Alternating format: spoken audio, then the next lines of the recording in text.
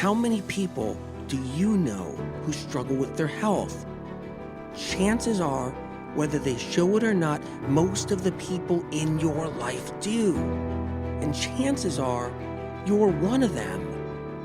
Whether you're dealing with anxiety, depression, endometriosis, acne, eczema, autoimmune, thyroid, Lyme, brain fog, fatigue, or any other symptom or condition, you're far from alone. Living with symptoms has become the new normal. So no more guessing games. It's time to get answers. Welcome to the Medical Medium Podcast. I'm Anthony William. Body swelling, fluid retention, edema, lymphedema plague a lot of people, whether they know it or not. People swell, but why? That's the magic question. There are reasons, real causes. In this episode, we're going to explore them all. We're going to clear the mind of confusion around this chronic condition so many struggle with. The only requirement is, can you handle the truth? Yeah, no, I got to hang up. Yeah, I'm at a bar. I'm meeting an old friend. I got to talk to the hostess. All right, I'll catch you later. Yeah, hi. I'm here to see an old friend. Haven't seen him in 20 years. Yeah, Barry. Did he come here? Because I can't see him. He's not here. He is? Where is he? That's him? That's Barry? Oh my God. All right, yeah, I'll go up to him. Hey, Barry. Hi. Good to see you, man. I haven't seen you in years. Yeah, hey, thanks. Yeah, no, I'm trying. Trying to look my best. Hey, yeah. What happened to you? Do you have like a disease or something? Are you okay? Well, your head's like 3 times bigger than it was in college. And I'm just wondering, is it something that... Yeah, what? You don't think it's bigger? Oh, man. I mean, look at this old photo of us. Check this photo out, because I've been looking at it before I got here, because I want to, show you all our old photos. Look at your head in this picture. And then your head now is 3 times bigger than this. It's a swollen. Don't think that happens? It does. When guys don't see each other, not everybody, but there are a lot of guys, when they don't see each other for 15 years, 20 years, 25 years or more, old college buddies, they were really good friends, drank a lot when they were young together, had a lot of fun, maybe even played sports together, and they meet up later. And right when they see each other, that's a conversation that has happened a lot. Where one guy, he don't care. He'll just say it because it's a buddy of his. He'll even laugh about it and then they'll just get a drink. But he'll say, what happened to you, man? What's going on? Are you seeing the right doctor? Are you watching your weight? And it doesn't even mean they're overweight. What happens is when we swell, we change as the years go on. And our heads get bigger. Even our chest can get bigger. Our frame can get bigger. But it's not supposed to get bigger, but it does. So it's not just their head gets bigger, but their nose gets bigger. Did you ever see that out there? Like somebody's nose, it's 2 times bigger than it was, or 3 times bigger than it was, or it gets really bulbous. Lots of veins on there too, or just red. Did you ever see a guy where the nose is just protruding? It's all swollen and big, cheeks all swollen. And you also see it in people's faces and heads where it's almost like even above their eyes, their foreheads swell out. Their ears get bigger. They even get red. It's like it happens over time as the years go by. 2 or 3 years, another 2 or 3 years, 10 years later, 15 years, and it just develops. It's like some kind of metamorphosis. You might be thinking, well, yeah, sure, when someone gets overweight, everything's just going to get bigger. But I'm not talking about that. I'm not talking about weight. Yes, you can have weight. You can be overweight and still have this additional problem. But this is a separate problem. You could be thin and everything just gets thick, widens out, and everything just gets big, including your head, everything, and not be overweight. Yes, you can have excess weight and this additional swelling problem of things just kind of enlarging, because that's what it really is. Everything's enlarging, it's swelling, but it's not just an intermittent or acute swelling that happened at one time. It's a slow development, and you can't see it. You just live your life, and it happens every single day. Now, there are people that see any kind of subtleties. Women see subtleties. They see if they're swelling a little bit or it goes down, but that could be bloating and fluid retention. See, people can have fluid retention for years. They expand with fluid retention. They feel like they have fluid retention. They feel the swelling. Women feel that, and then it goes down, then it goes up, goes down, but that's separate.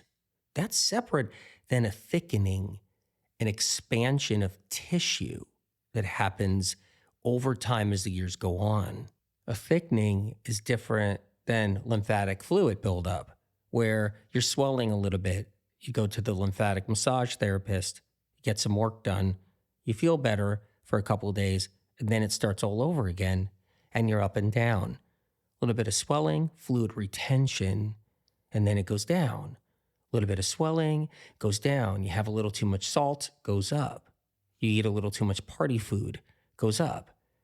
Don't eat for half a day, goes down. Go see the lymphatic massage therapist, goes down. And then it just does this thing, and you play this game. This is different because you can play that game, live your life, but there's this other thing happening as the years are going on. It's this thickening of connective tissue, this widening that happens.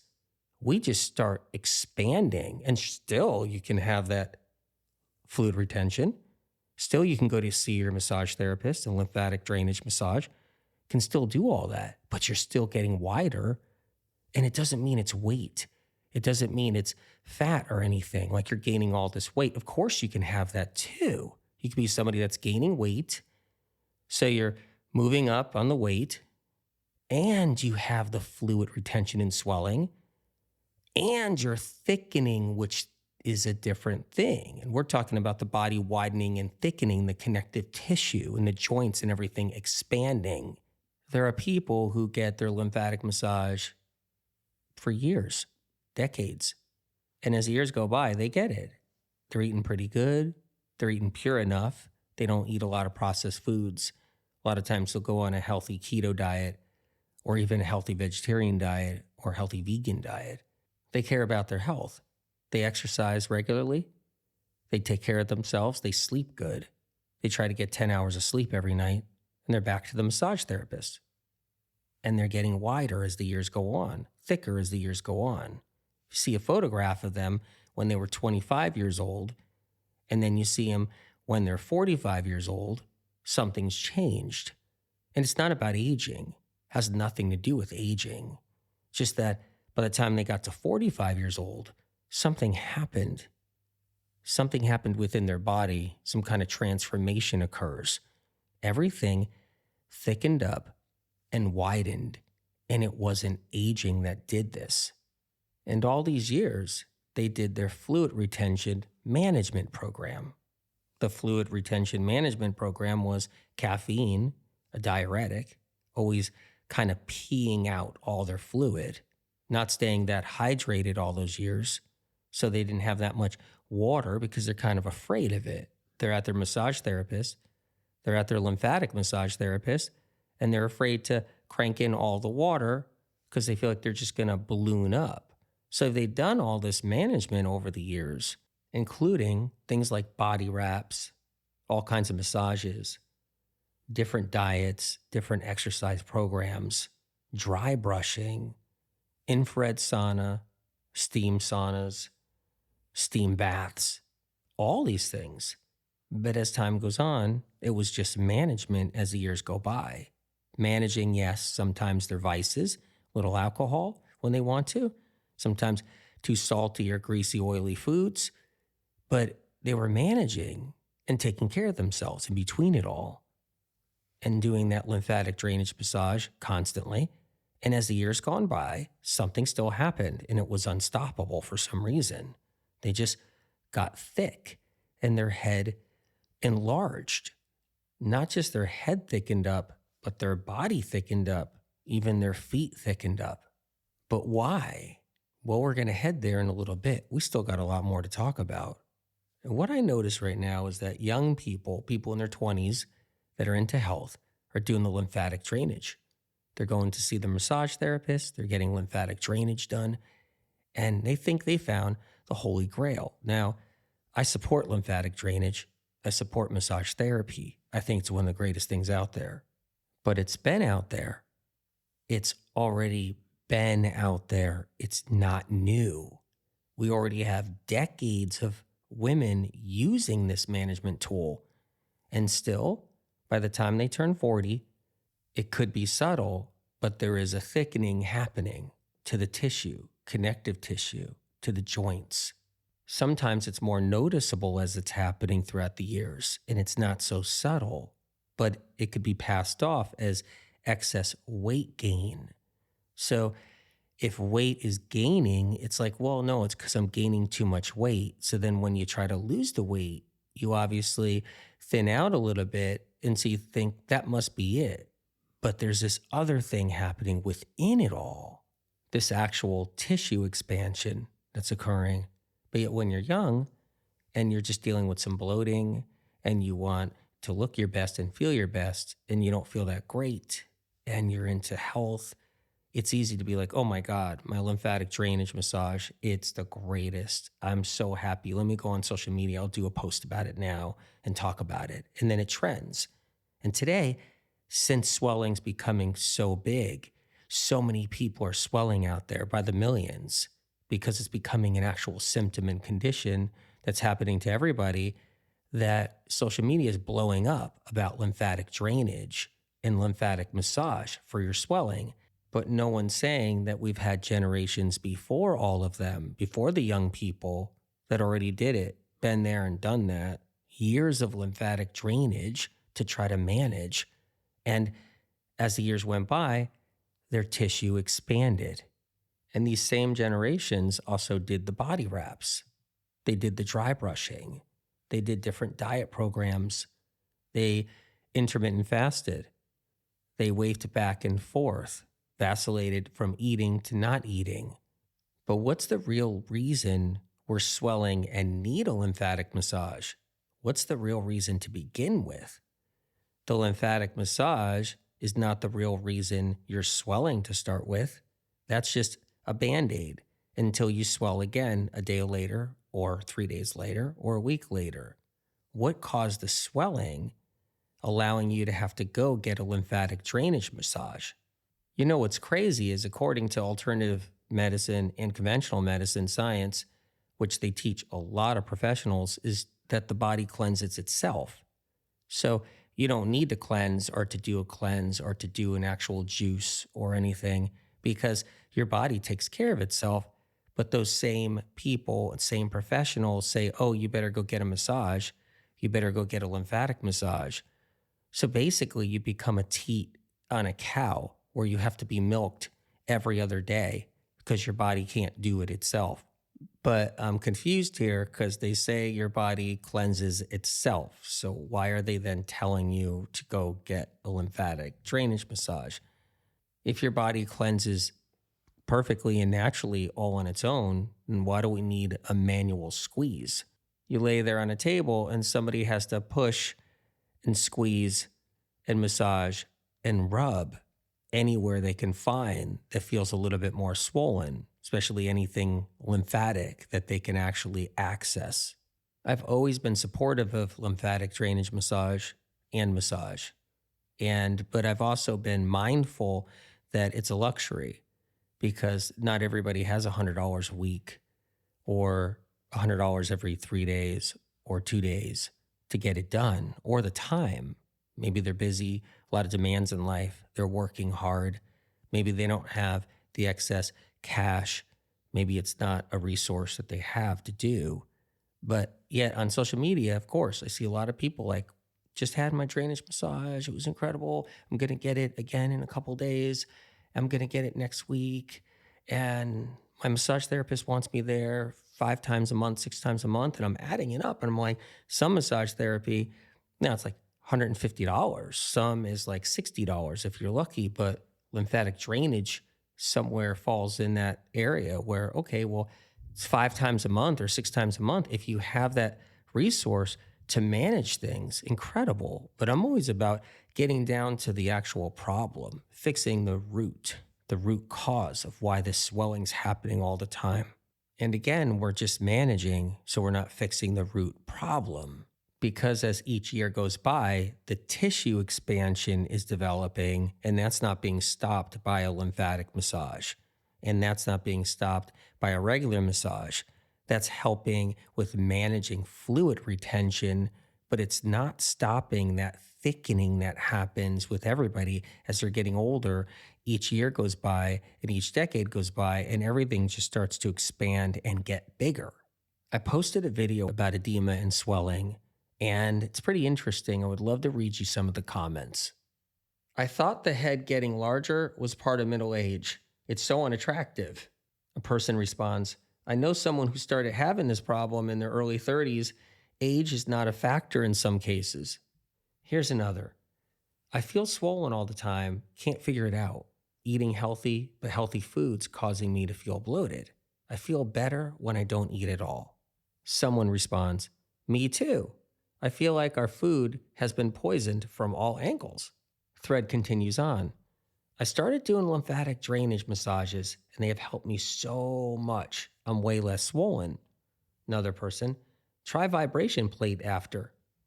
Another person, same goes with me. Feels like I'd rather not eat, so I won't feel that way. Another person says, this is me too. When I don't eat, I feel so much better. Another person says, me too. I feel best fasted.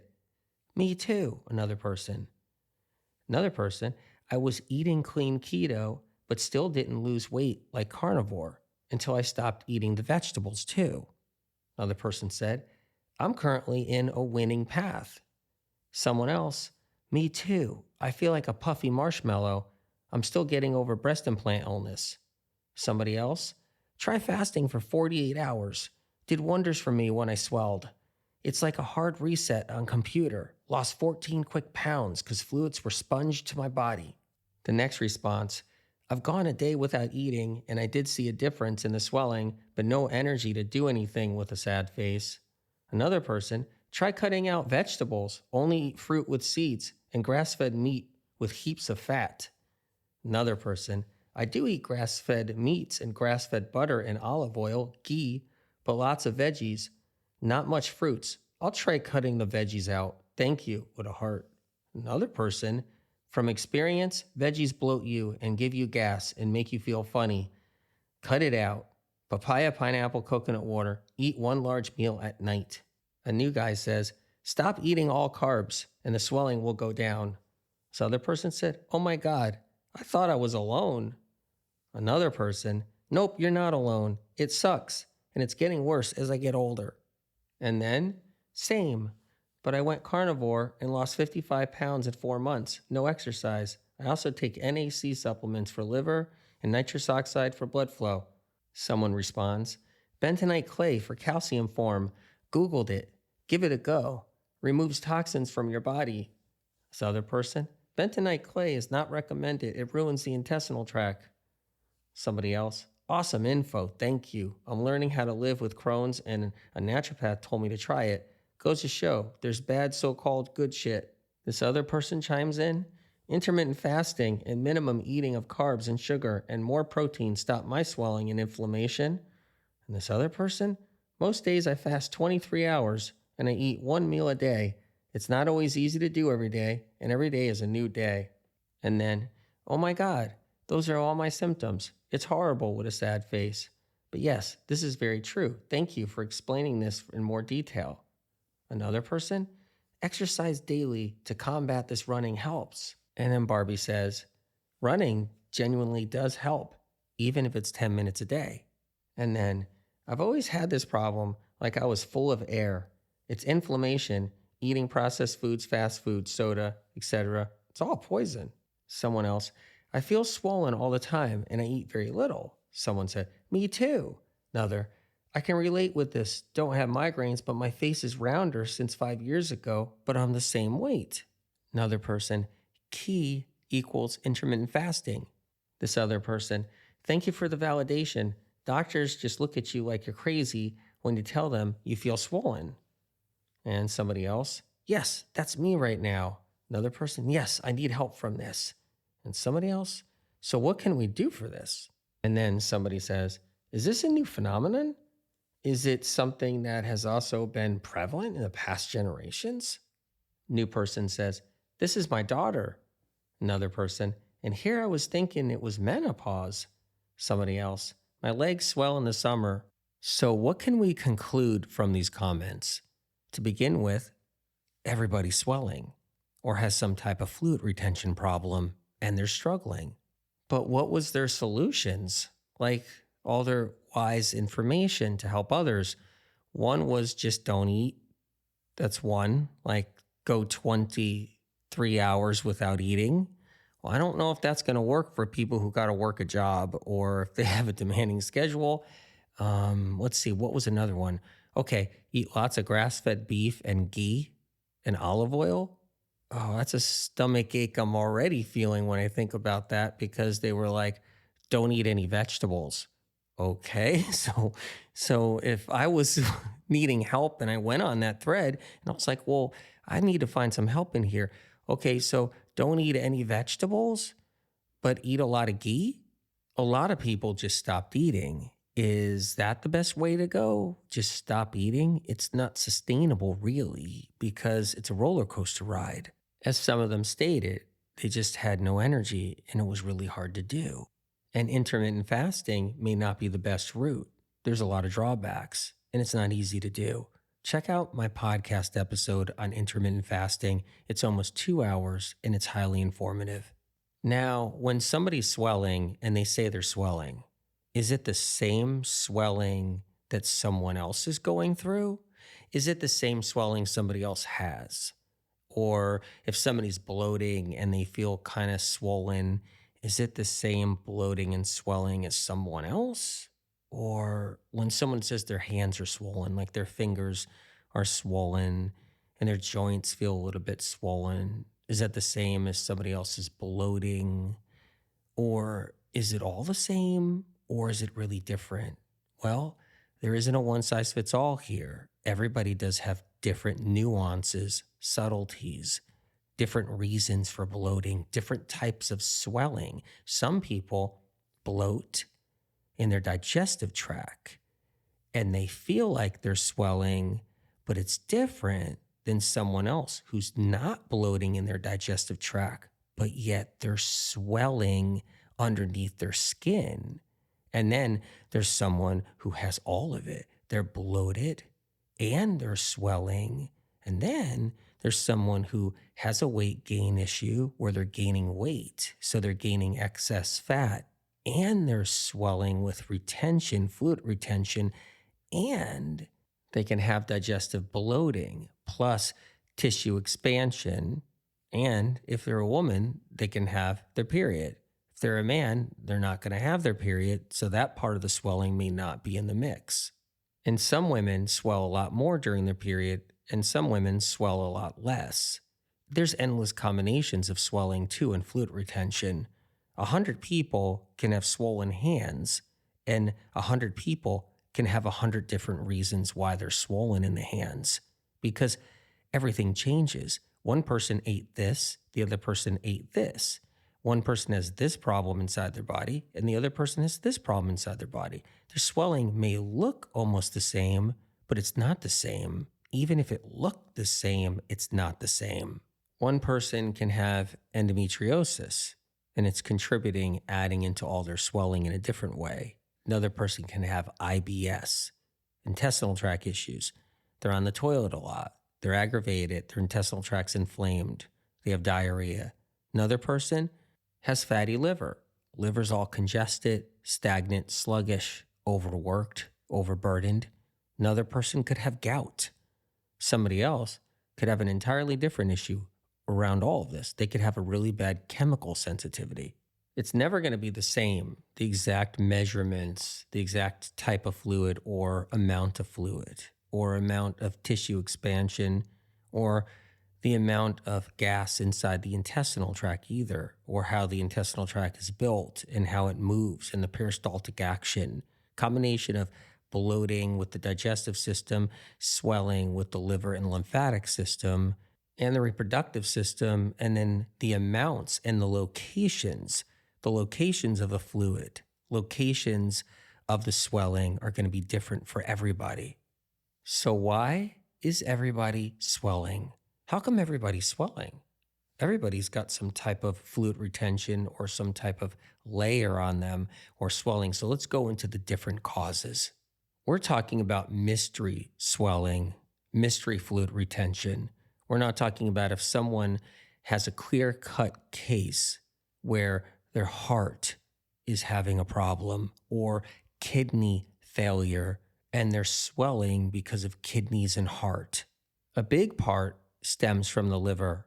That's the place where a lot of calamity occurs. Our livers get toxic as the years go on. See, your liver is a filter, like a fish filter in a fish tank that's filtering the water. Your liver is filtering your blood. It's filtering everything. Before the lymphatic system even gets its chance, your liver's doing it first.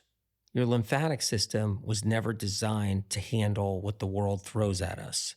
We're talking about pesticides, herbicides, fungicides, the air freshener chemicals, the fragrances, the colognes, perfumes, all the different petrochemicals and the toxins that fall out of the sky, all the different pharmaceuticals, all the carpet cleaning solvents and chemicals that come out of carpets, all the secondhand smoke, all the vaping, all the psychedelics in the brain, all the different recreational drugs, and all the chemicals that are used on them when they're growing. Nanotechnology falling out of the sky now, nanotechnology in the pharmaceuticals, hair products, chemicals in those, body products, makeup, and then tattoos, the ink itself, all the toxic heavy metals. I know people say, well, that wasn't my tattoo ink, but all ink has toxic heavy metals, even the vegan ink or the cruelty-free ink. But either way, all of this wasn't for the lymphatic system, but it became the lymphatic system's problem, but it was never supposed to be. Our lymphatic system was not our main filter. It was just there for our normal bodily problems and functions. Our liver is supposed to take the hit. It's the fall guy. It's supposed to take on the toxins first that are in this world. See, we're not supposed to naturally be up against the toxins we're up against, but the industries create them, and then we get exposed to them. And our liver, it's the first line of defense. That's the big filter. All this blood is rushing through the liver. It's that big, massive filter. It's grabbing onto toxins, poisons, pathogens, toxic heavy metals, chemicals, and it's collecting them to keep the blood clean enough to protect the heart. Your lymphatic system is critical. Its job is to clean and purify, to get the bodily waste, some of the bodily waste, out of the bloodstream. And if some of that bodily waste is a pathogen, a bacteria, a microbe, a virus, then the lymphatic's job is to suck it up and have your lymphocytes try to kill it. Your lymphatic system is dependent on the liver to do the big cleanup, because if the liver doesn't do the big cleanup, including pathogens and all the industrial toxins and exposures, if the liver doesn't do that well, lymphatic system pays the price. The liver gets so overloaded and so bogged down, so filled with toxins and poisons, it starts to get sluggish, stagnant. Fats even get balled up inside the liver. The liver starts to slow down and slow down. It can't produce its bile reserves. It can't function as good as it needs to be. And then the immune system inside the liver starts to weaken. And the lymphatic system relies on the liver's immune system to handle the big pathogens, the pathogenic infections, the Epstein-Barrs, the shingles viruses, the HHV6s, the herpes simplexes. It's there to handle those pathogens so that the lymphatic system, lymphocytes, don't have to take on the whole storm. but it all goes wrong. What starts to happen is the liver starts to break down. It can't handle it itself because it's so overburdened, so stagnant and sluggish. It's not even just the chemicals and the pathogens. It's also the way we eat.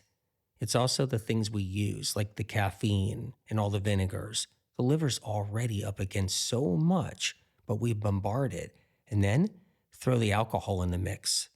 Or drinking, and the liver has to suck up the alcohol.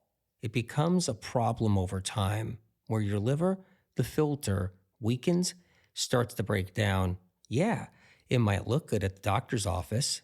They might not see anything wrong with your liver yet, but they don't see everything. Anybody who's been sick long enough knows that they don't see everything. So the liver starts to not work properly, and then the lymphatic system has to work harder. But here's the thing, it's not equipped to work harder, and that's why everybody's swelling. And that leads us to tissue expansion. Tissue expansion is not lymphatic system expansion. Tissue expansion is all the poisons and toxins that got out of the liver, and the lymphatic system couldn't process or handle them or clean them.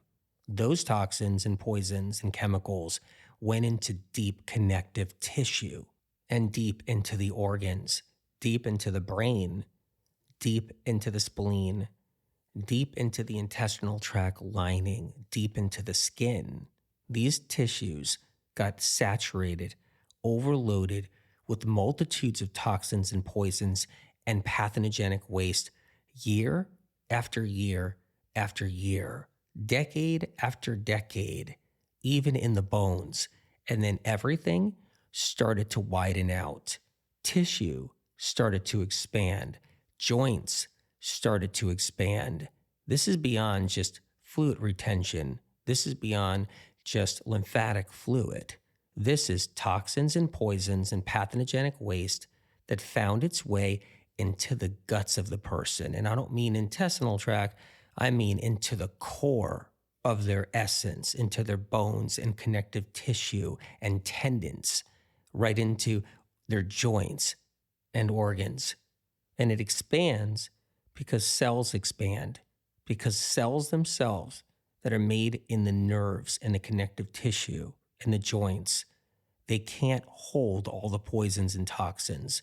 So they inflame and swell. And then there's the dead cells. All the cells that have died, they didn't get flushed out. They didn't cleanse out. Lymphatic system didn't cleanse them out. Liver didn't cleanse them out. All the dead cells that gathered around the joints, tendons, the connective tissue, in and around the organs, create a swelling all on their own. So an expansion happens with our organs and tissue and bones because we have all this dead tissue intertwined in all of it that never escaped, while surrounded by living cells that are also filled with toxins and poisons, and they're at their limit. And as everything's swelling, we need more blood. So vessels develop. Varicose veins are a prime example of excess veins that are actually growing to feed areas that were expanding because of a lot of toxins and poisons, either from pathogens, chemical exposure, or even weight gain, or even scar tissue or injuries. That expansion called for more veins to be produced. But see, this expansion is subtle all through the body as well, where you don't need a varicose vein, but these tiny blood vessels are created all around expanding tissue. So a thickening happens. If the liver doesn't get what it needs, detoxification, cleansing, the care it really needs to carry us through life, it enlarges, gets stagnant, sluggish, gets filled with too much poison and toxin. And then those poisons and toxins fill every organ. They fill the brain. They fill the heart. A heart can enlarge as the years go on because it gets so toxic, because of the liver being a weakened filter. Expansion of tissue can happen in an obvious way too, not just internally where you can't see it or can't see the blood vessels internally. It can happen externally in a way, like when someone's nose gets bulbous and big. There's lots of more new blood vessels in the nose that have grown. So the nose got large because it has more blood vessels and more tissue. This expansion is obvious when it comes down to a nose, but it's not obvious when it's inside all of our other connective tissue and everywhere else in our organs. We can't notice it. We just notice the person is expanding over the years. So you take a look at a picture when they were in college, when they were 20 years old, and then you take a look at them when they're 50 and you see the difference. When the liver's all filled up, there's no room anymore in it to hold all those toxins. So those toxins end up leaving the liver, escaping, or going straight through the filter, straight through the liver in the bloodstream. And then the lymphatic system gets way overburdened. It can't handle that toxic load. So the toxins have nowhere to go there either. But the lymphatic system still draws the toxins in. Problem is, the toxins stay in the lymphatic system. They have nowhere else to go. And then you need more fluid in the lymphatic system to dilute the toxins. So then the lymphatic system keeps on receiving more fluid, drawing more fluid in to try to dilute the toxins that are inside the lymphatic system. So a trap occurs, a catch-22 in the lymphatic system. Lymphatic system needs to try to filter, but it can't. It's too overloaded. So the vicious cycle keeps on carrying on and carrying on. And as that's happening, more fluid is building up, accumulating in the lymphatic system with more toxins. What's interesting, though, is this can happen with the entire lymphatic system, within the body. So you can't see it's more fluid-based in one area versus more fluid retention-based in another area. It's the whole body is retaining fluid because the lymphatic system is overburdened within the entire body. This can be hard to see on a person. One person can have a very thin layer of this. What that means is their whole lymphatic system is slightly swollen. So they're retaining fluid, they're retaining water, but you can't quite see it. The person may be able to feel it though. And then there's the person that can see it. They can look in the mirror in the morning, they can see when it's gone, and they can look in the mirror at the end of the day, and they can see when it appears, because it can build up all day long. At night, their liver's trying to detox, trying to cleanse, trying to push whatever it can out. By morning, everything is down a bit. This is why people who are more swollen at the end of the day deswell in the morning, and the cycle goes on every single day. This person, though, has different times and moments in their life where all of a sudden they're like, whoa, they're in front of the mirror and they're like, everything's down. I'm looking good. I'm wearing the pants I want to wear. I'm wearing the shirt I want to wear.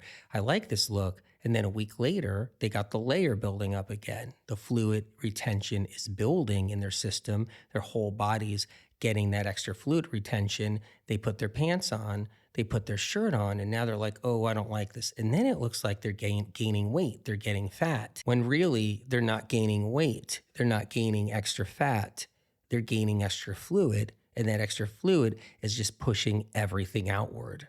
And this is where a lot of confusion lies.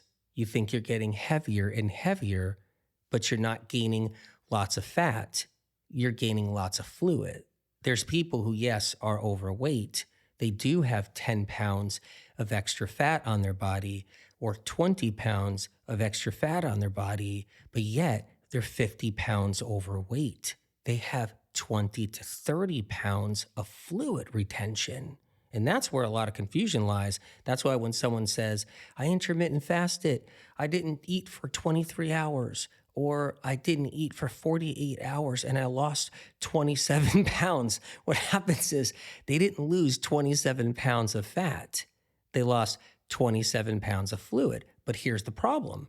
You have to eat. It's the only way to sustain, be functional, have your brain working. You can't always be on no food. So then when you start eating again, living your life, the fluid builds all back up again and you're back to square one. There's so many different variations. Somebody may be only up about 3 or 4 pounds of fat on their body with 10 pounds of fluid. Somebody else might have 5 pounds of fat on their body, 12 pounds of fluid. Someone may have 5 pounds of fat on their body and 5 pounds of fluid.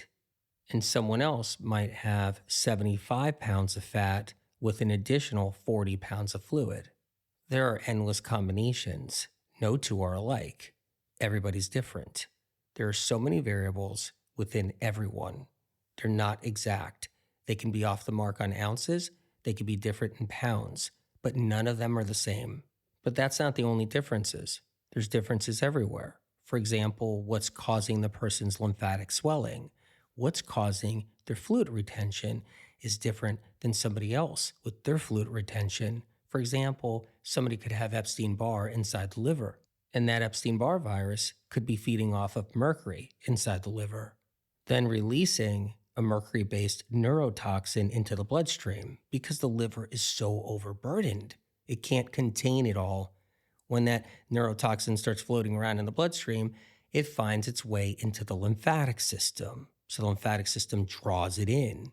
But our lymphatic system isn't used to such an unnatural toxin and poison. So it sits in the lymphatic system and then requires more fluid to build up into the lymphatic system in order to control that toxin.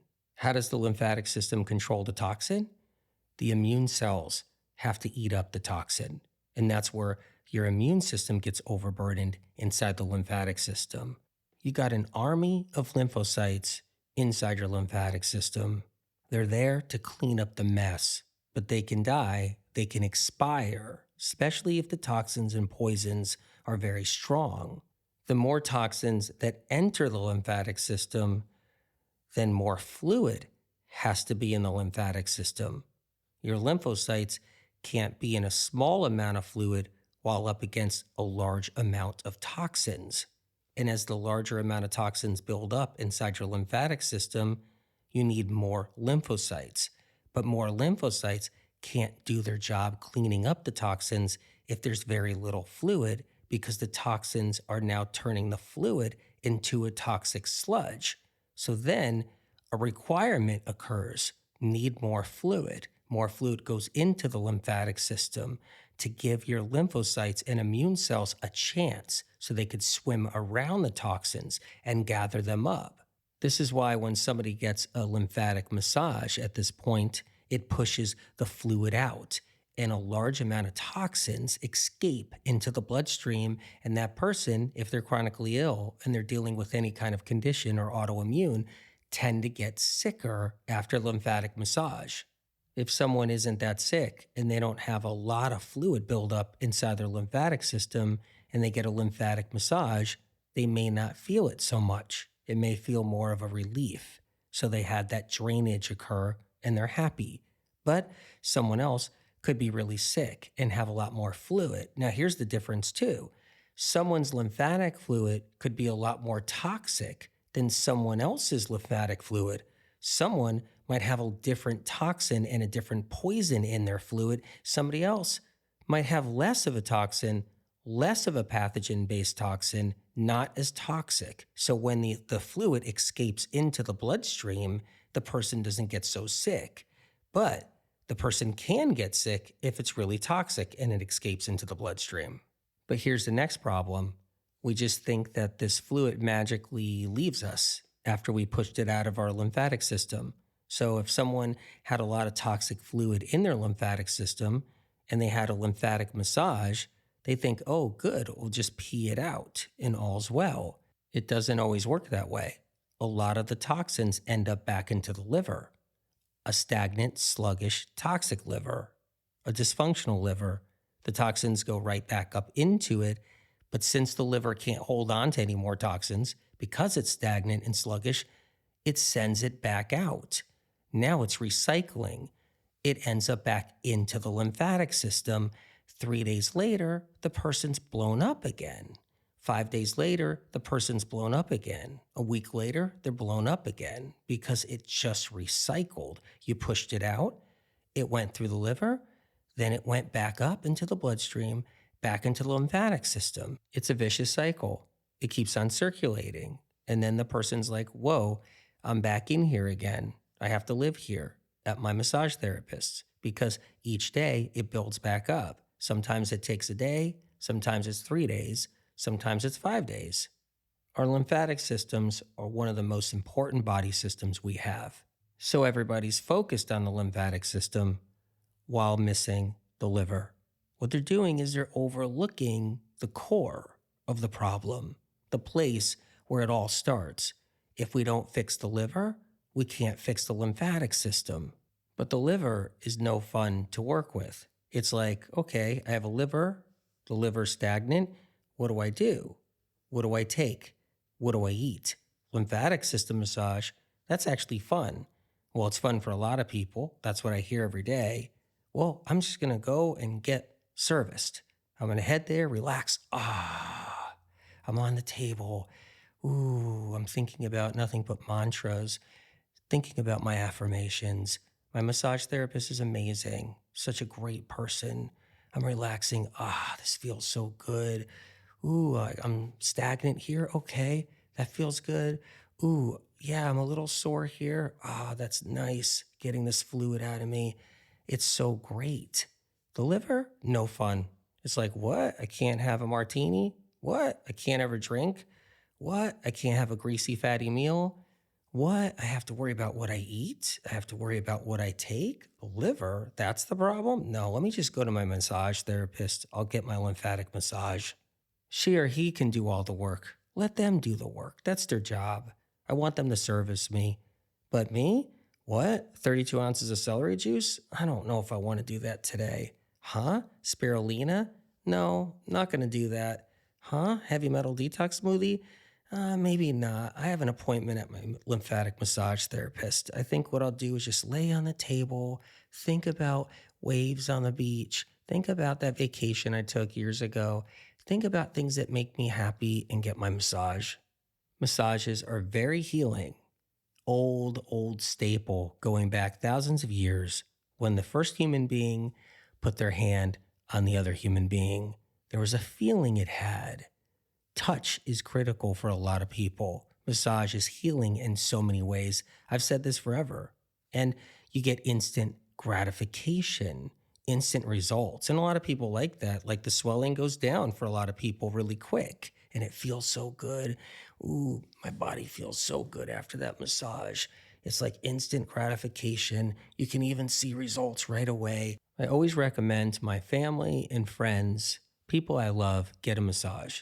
It's very healing, very powerful. And if you get a really good massage therapist, incredible, really helpful. One that cares, has compassion, even better. If you're somebody that's really sick, has a lot of fluid retention, you're living with a lot of that fluid retention, it's really hard, and you have to get lymphatic massage a lot, I recommend trying to fix the core issue.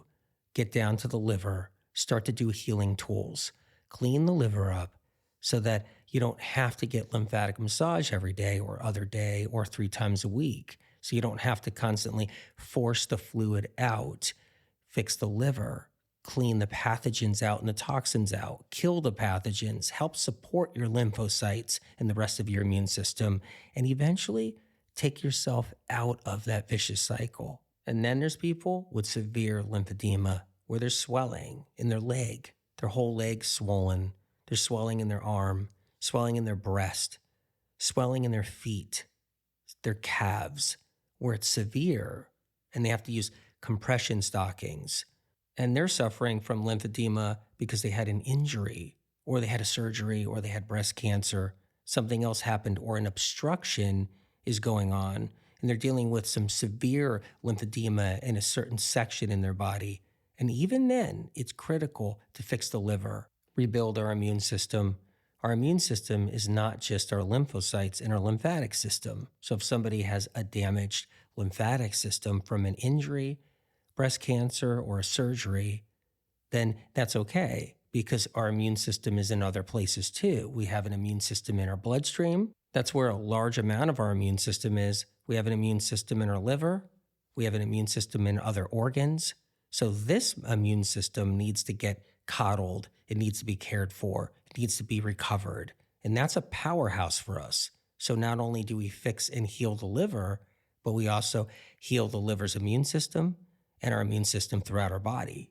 Lymphatic problems aren't genetic. Now, I know there's misinformation out there, the gene blame game that's out there, where anything anybody has, they'll just be like, whoa, it's your genes. It's your genes that's doing it. You got bad genes, faulty genes. Lymphedema is from your gene problem. It's genetic, man. And that's what people are told all the time. It's not genetic. There's real true causes. It could seem genetic if our parents or our ancestors had it, or somebody in our family has it, and we're like, whoa, it is genetic. But no, we still have the same Epstein-Barr virus passed down from our family. Pathogens are passed down from our family line. It's not genetics. It's bugs passed down. Toxins passed down too. Toxic heavy metals passed down from generation to generation to generation. Or the new generation of people got a new exposure altogether. So the whole family line in that generation got that recent exposure. If someone's not that toxic, they're just slightly toxic. They don't have a lot of neurotoxins and dermatoxins.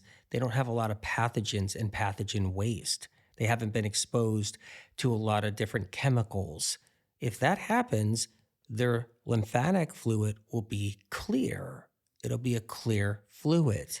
Now, if someone's really toxic and they've been exposed to a lot of pathogens, a lot of bugs, they're fighting a lot of low-grade infections, they've gotten a lot of diagnoses like autoimmune, then that fluid isn't clear. Science and research says it's clear, but it's not. It's got a yellow tinge to it. Sometimes it could be very yellow. Sometimes it could be pus-like colored, because if it gets too dirty and the lymphatic fluid is too gunked up, it will be pussy. And if the fluid gets too pussy, then what happens, more fluid has to go into the lymphatic system to dilute all the toxins and poisons. And then that person's lymphatic system is now blown up larger. So now someone is retaining more fluid lymphatic-wise, they're swelling more, and they're more uncomfortable. And this leads to something that a lot of people go through all the time, which is hot weather. Sensitivities to when it gets hot outside or really humid outside. So summertime comes around, it's really hot out, really humid, and the person's really uncomfortable. They're sitting outside and they can't stand it any longer because it feels like the swelling is enlarging, or they feel like they're swelling more than someone else. And then somebody else that doesn't have that fluid retention is fine in the heat. And they look okay, they look like they're dealing with it, they look happy, they're doing something, maybe an activity, and then somebody else, they're actually suffering. It's like, I can't handle the heat or the humidity, I have to stay inside. It's just hard on my body. I feel just like so bloated or swollen. What determines the difference between someone with fluid retention not handling the humidity and heat versus somebody else with fluid retention handling the humidity and heat is the toxic nature of the lymphatic fluid. So if it has that yellow tinge to it, if it's dirty fluid, if it has a lot of toxins and poisons, and the color of the fluid isn't clear inside the lymphatic system, then they're going to struggle more, because when you're in the heat and humidity and the sun and you're highly toxic and the fluid retention is highly toxic, the body reacts differently. It weighs you down, makes you feel more swollen, makes you feel more uncomfortable. Toxins in the lymphatic fluid react to body heat. So if you're somebody and you're out in the sun, you're hanging out, it's really a hot day, it's 90 degrees, it's humid outside, and your body temperature starts to raise. Your core temperature starts to raise. If your lymphatic vessels are filled with toxic yellow pussy fluid, then as the core temperature raises in your body and it's hot outside, the toxins and poisons create additional heat. And then more expansion occurs from the heat, because it's not just the fluid that's heating up, it's the toxins inside the fluid that are heating up, and those toxins start to expand. And if someone is that toxic, they usually have toxins everywhere else floating around. They have toxins floating around in their bloodstream and in other organs. So when the heat happens outside, the humidity goes up, they feel not good. And then when they go inside the house and they're in air conditioning, they're not feeling great that day because they're so toxic. The heat expanded a lot of the toxins throughout the bloodstream and the organs. And then they feel unwell and they feel like they got sun sickness, but they weren't outside in the sun for a long time. But yet they feel sick after being in the sun. That means that if they were to go somewhere to a beach or sit outside for a long period of time in heat and sun, there's a good chance they are going to feel very sick a day later or that same day or the end of the day because they're so toxic and they have not only toxins in their lymphatic fluid and they have the fluid retention, but they have toxins floating everywhere else inside the body. If you're curious of what kind of toxins these are, it could be neurotoxins from low-grade viral infections, dermatoxins from low-grade viral infections, toxins from all kinds of different bacteria and viruses, along with toxic heavy metals, other chemical toxins, all floating around. So now let's talk about when people say, I feel best when I don't eat. Hey, I stopped eating. I don't eat for 21 hours, and then I have a meal. I try not to eat for 2 days. It's kind of hard, but I do it anyway. Hey, I only eat meat. I eat beef all day, and then I top it off with some ghee. I won't eat a vegetable. Hey, I feel better ever since I quit sugar. Well, they didn't quit sugar. They quit everything, not just sugar. I feel better when I quit sugar. Hey, I feel better just drinking a little bit of water and then eating like every other day. All right, so let's explore these. When someone says, I feel better now that I quit sugar. Now, when they say that, you think, wait a minute, what were they eating?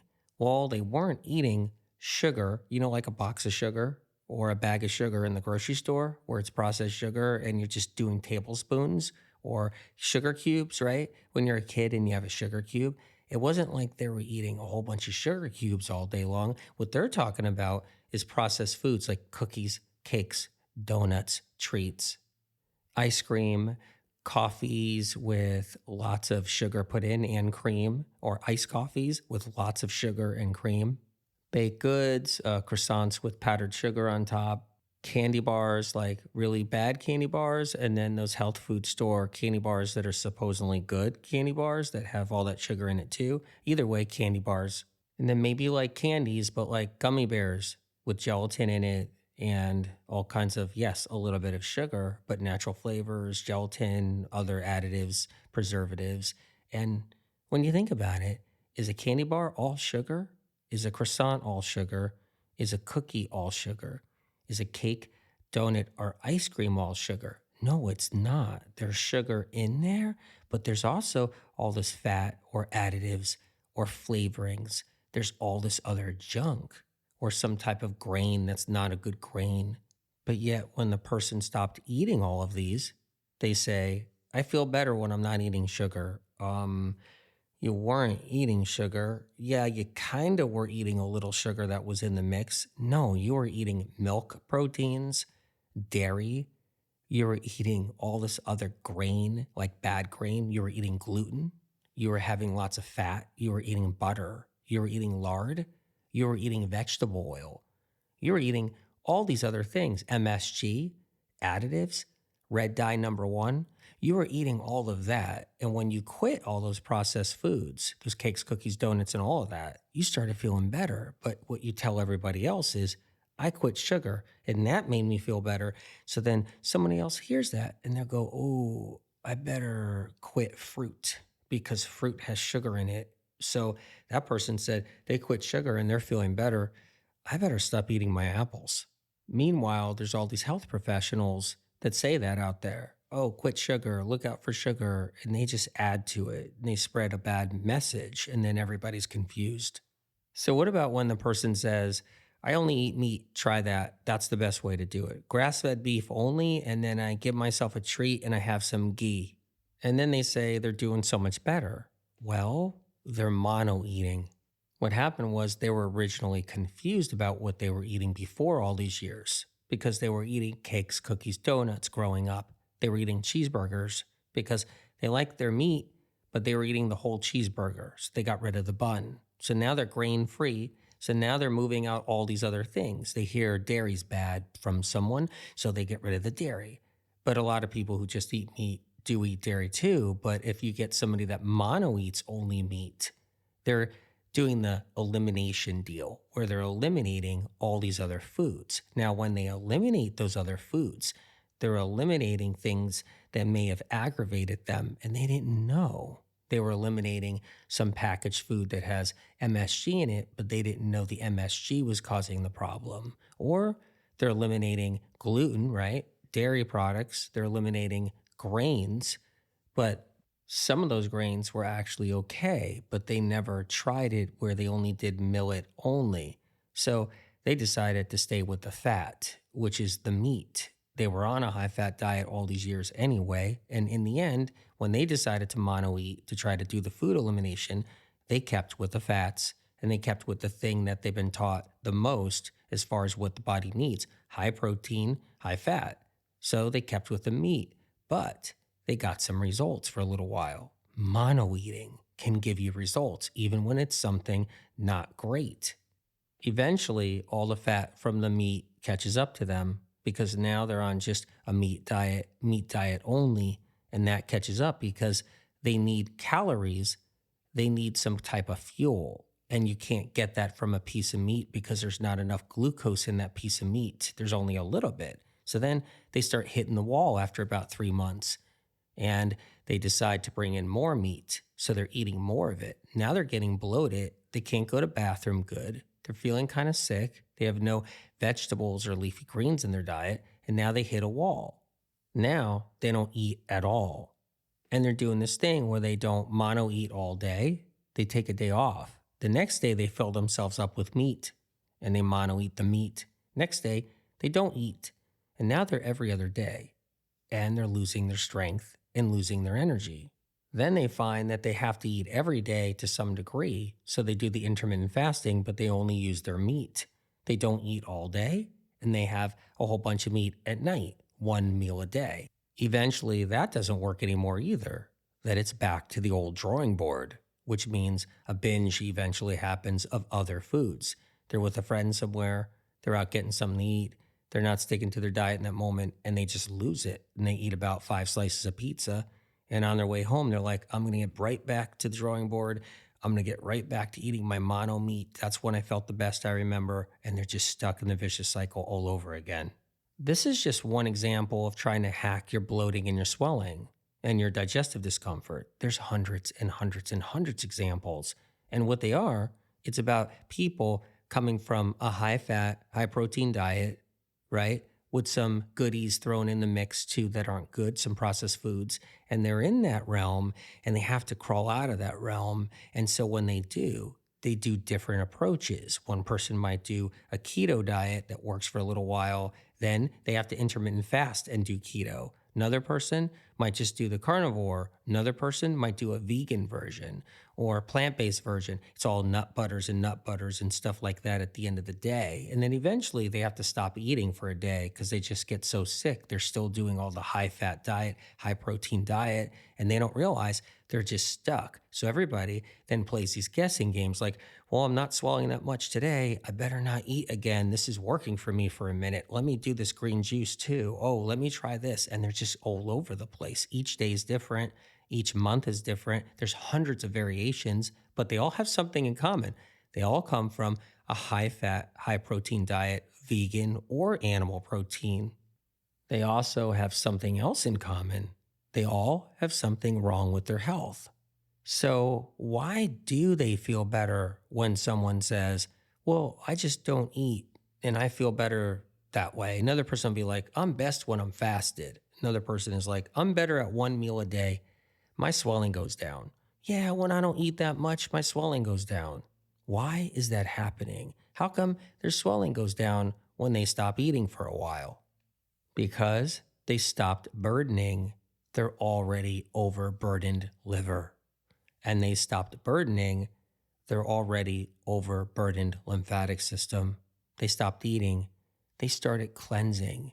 They gave their liver a break from all the fat they eat. And this is why the swelling starts to go down. What's interesting is All these people stopping their eating and their swelling goes down, they're all eating different diets. All of them.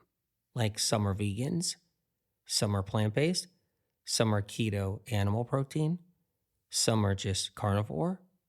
It's a whole bunch of different people. Some are just processed foods. Just all they do is eat fast food and processed food. But either way, it's all these different diets. No one's eating the same diet. But when they all stop, they're all like, I feel better. I'm getting the swelling down. I feel a little better. Because they all got that other thing in common. They're all eating all this fat. So it's all this fat, lard, butter, oil, nut butters, avocado, processed oils. It's all that fat. That's the thing that they got in common. Yeah, they got different diets. They all do it a different way. One person eats eggs in the morning. Another person has eggs in their salad in the afternoon. Another person has eggs for dinner. But they're all doing the eggs. Oh, and if they don't do eggs, then they're doing cheese. If they don't do cheese, then they're doing nuts. Either way, they're all doing the fat. And the high fat, it's burdening the liver. And that's what's in common on that part. Now, someone could only be doing greasy, fried, fatty foods, like processed foods right from a diner, processed foods right from a fast food takeout. And they'll get the same results when they stop eating as someone else does when they eat a vegan diet filled with nut butters. They all stop eating, their swelling goes down, they're all getting the same results, even though their diets are vastly apart. If we never feel good when we're eating, it can cause a lot of confusion. Let's just face it. That's why when some guru out there, like somebody in health that seems like they got it all together, they say, well, I don't eat. Food's not important. I eat when I feel like it. I can go days without eating. Everybody goes, ooh, that's the answer. That's the panacea. It's this guru guy sits on a mountaintop and he meditates and he goes to all the retreats and everybody knows who he is. And he says he doesn't need to eat. He's like a lizard. You just need one meal a week.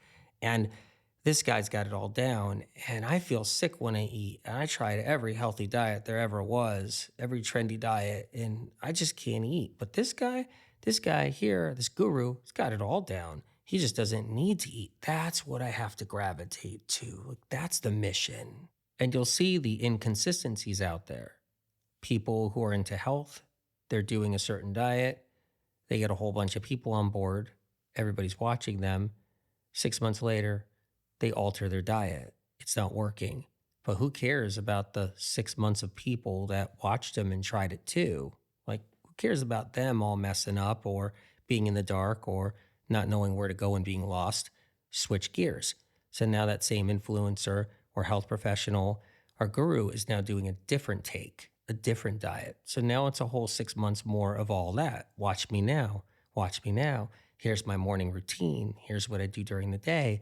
I'm on this new thingamajig. I'm taking this. And then everybody follows along. And they're all following along. And it gets all messed up again. And then they shift gears again. But it happens over and over again. You could watch it. Sometimes it's just years and years. If they've been in it long enough, if somebody has been doing this for 5 years, it's 5 years of mistakes and different directions. And who pays for it? The people that watched and got invested. And they put their health at risk. They invested into what the person was doing. They lost 6 months, or they lost another year of what they could have done for their health. And the reason why it went downhill was because of the consistency. What the health professional they were watching was doing was being inconsistent. It's every change every 4 months, 6 months, or every year. And that inconsistency was proof that the professional or the influencer didn't know what they were doing to begin with. It was all hacks and makeshift bait and switch. It was all try this, get quick results, instant gratification. Oh, doesn't work. Sorry, guys. Didn't mean to put you through that in the last 6 months. Let's start again.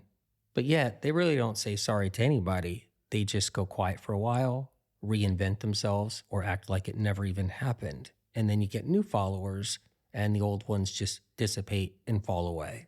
So if we're at the point in everybody's health and where we are today, that we all have to just stop eating, and that's the only way out, and that's the only fix, then something's terribly wrong. Because if we're not eating and we're just starving ourselves all day long, or only eating one meal a day, then we're not getting the things we need for our brain, our liver, our heart, the rest of our body systems, our nervous system. We're not giving all these different body systems what they need. We're just skating by, playing around. We need to actually fix problems, like really fix problems, core problems. We need to fix our sick livers. We need to get them cleansed and healed. We need to get them restored. Stagnant, sluggish, overburdened livers. We need to protect our nervous system, get it fed, give our nervous system the feedings it actually needs. We have to make sure that there's ample glucose in our bloodstream, enough glucose to feed our organs. Our brain starts to die in 5 seconds if it doesn't get sugar. So we have to make sure we have enough glucose so the brain can receive that sugar. Our heart also needs glucose too. Our heart's a muscle. Our heart can thin out. The walls can weaken in the heart. The muscle walls can weaken. We have to make sure there's enough glucose getting to the heart. Our brain also needs electrolytes, trace mineral salts, phytochemical compounds, antioxidants. Our immune system needs to be fed too. It needs the zinc, it needs the minerals, it needs the trace minerals to keep it strong. It needs glucose as well. Our liver needs glucose too. It needs strength to actually cleanse and detox. The liver has its own immune system. The immune cells inside the liver also need to be fed too. Phytochemical compounds from foods, antiviral compounds from foods, getting into these immune cells, making them stronger. We can't just run on our own adrenaline all day long because we're keeping food from our stomachs. We're keeping food from our body. We can't just run on adrenaline and caffeine all day long because we're trying to stay on a caffeine high and we're withholding food but using caffeine as a diuretic to try to keep the swelling down. We just can't walk around with our blood sugar low either, bumping into walls, passing out, fainting. A lot of people faint. It's a big thing right now. They're withholding food. Their blood sugar goes really low. They get really cranky. They get emotional too without that blood sugar. Or they have a fainting spell. Happens every day.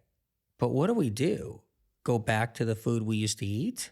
Go back to just processed foods? No. Go back to our healthy keto diets? Wasn't working before. Go back to our mono eating meat?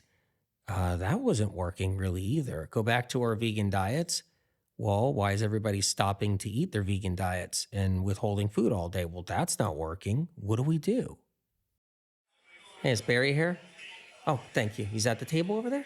Okay, great. Thanks. Barry, oh my God. You look amazing. Your nose, it's half the size.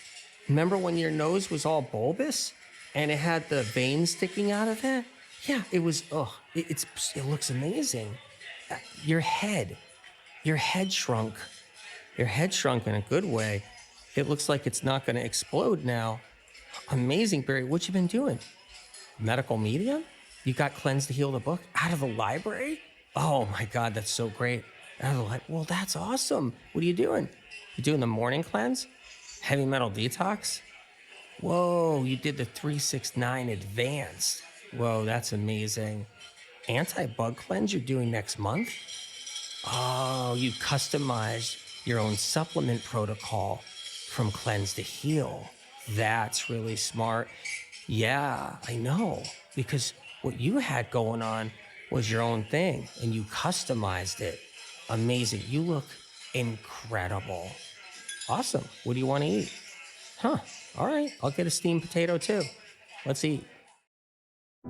It's never easy when we don't feel at ease.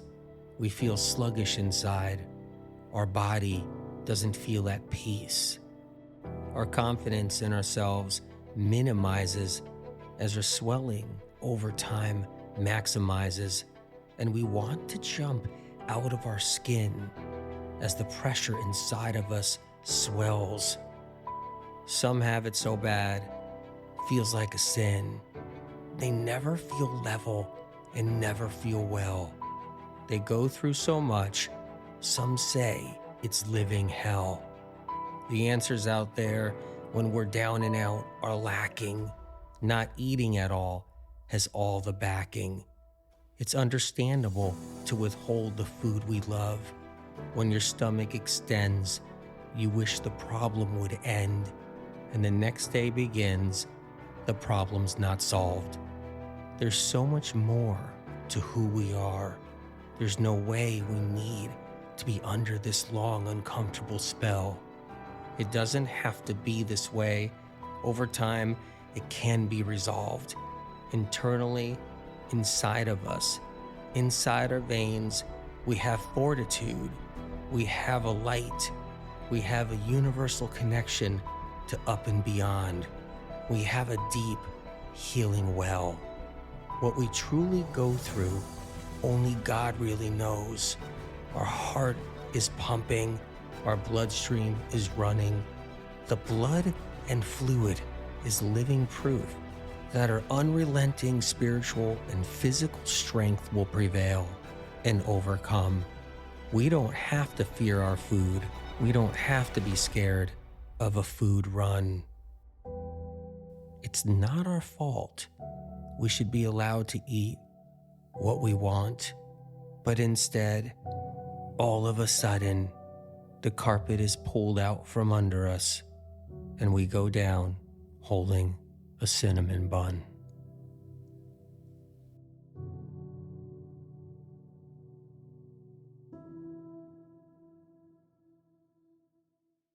Original published medical medium information gets stolen and poached by podcast doctors, social media doctors, influencers, and medical clinics. Medical medium information has never yet been proven wrong by medical science and research. Instead, the opposite, only proven right and then taken from medical medium published material and used in the conventional and alternative health communities. Medical medium information continually sets the stage for medical science to understand chronic illness better. If you choose to share or use the original, unique content from the Medical Medium podcast, books, or Medical Medium social media, please cite where this information comes from, so others who see and learn of this information have a chance to know where it all originates, to give them an opportunity to heal, so they don't end up losing years of their life searching for answers like so many have before them. The Medical Medium information here on this podcast doesn't come from broken science, interest groups, medical funding with strings attached, botched research, lobbyists, internal kickbacks, persuaded belief systems, private panels of influencers, health field payoffs, trendy traps, or gathered bits and pieces of gimmicky confusion. Because chronic illness is exploding like never before in our modern day history, it takes a greater force than us down here. It takes a helping hand from above. Medical medium information has street cred.